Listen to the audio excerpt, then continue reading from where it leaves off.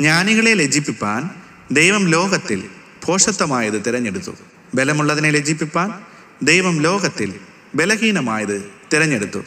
ഉള്ളതിനെ ഇല്ലായ്മയാക്കുവാൻ ദൈവം ലോകത്തിൽ കുലഹീനവും നികൃഷ്ടവുമായതും ഏതുമില്ലാത്തതും തിരഞ്ഞെടുത്തു.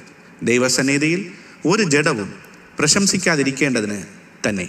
കൊരിന്ത്യർക്ക് എഴുതിയ 1-ാം ലേഖനം 1-ാം അധ്യായം 27 മുതൽ 29 വരെയുള്ള വാക്യങ്ങൾ.